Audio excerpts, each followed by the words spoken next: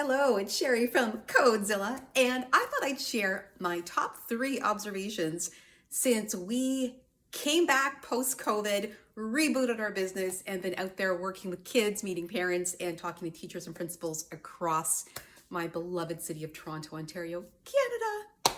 Okay, so what's my first observation since rebooting a year ago? Really easy. Our kids need tech more than ever.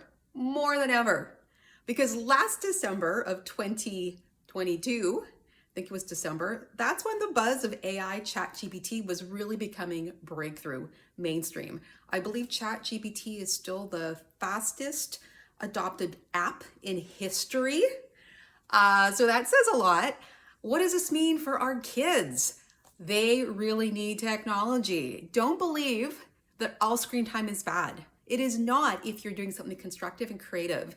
And that's what we preach here at Codezilla. And that's why we have come back at a great time. I really believe that more than ever, our kids need to understand and manipulate and to control the technology so that it's not controlling them as they get older. Number 2, it is more important than ever to hire our young people and to give them a stepping stone towards a future career. First of all, statistically for 2023, when I'm recording this, statistics were that there was less employment for young people, which usually means less student jobs. We are a proud employer of young people. I think we had 18, up to 18 at last count. We are so proud to give them good paying jobs, great work experience, life skills, technical skills. Really, all those future employers, the Googles and Amazons, owe us a big thank you because we are really grooming and training the next generation of career employees. And I have to say, some need more training than others, but we're glad to do it. Third observation after 12 months of rebooting. Wow, this one's a bit harder and more painful. It is in some ways harder than ever to be a small business. I don't say that lightly. And to put things in perspective, I am always the glass or mug is always half full. I'm a very optimistic, sunny person. But being a small business owner, even 3 years after COVID, is still incredibly hard, can be incredibly challenging. I mentioned kids. The kids are usually great. Some of those parents, we might need to chat privately.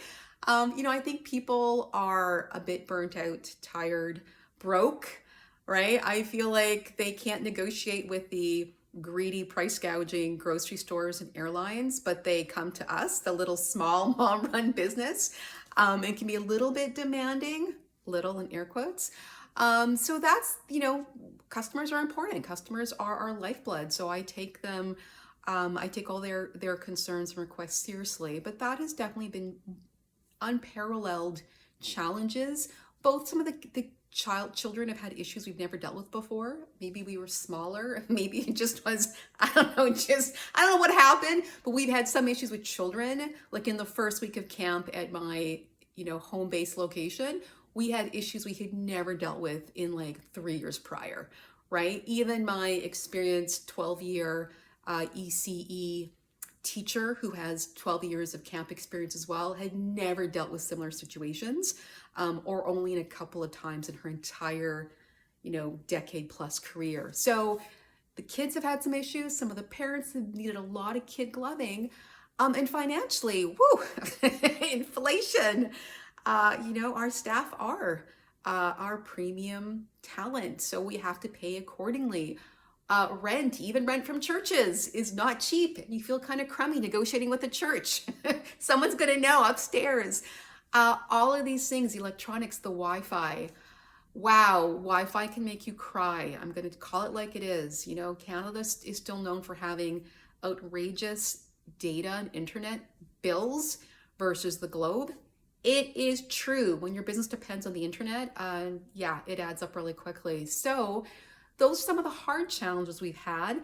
Overall, though, I'm so grateful that we are delivering educational fun that is game-changing to the young children of my beloved city of Toronto. I love giving work to my team. We have some team members who are like the next Elon Musk, the good Elon Musk, not the obnoxious kind. We have some amazing team members, like just really talented, passionate young people that we've given jobs to. And I am blessed and honored. I get to do what I love, to build a business out of an idea that germinated as a mom who wanted to give this to my two daughters who I felt weren't being included or acknowledged in the larger space, neither at their school nor at the offerings at the time in the city. So I really created girl-friendly, kid-friendly, mom-friendly, educational fun that gives our kids a leg up in life without sacrificing all those other soft skills and the fun that they expect when they do go to school or go to summer camp. So rewarding, but insightful all the same. Thank you for the past year. It's been a blast.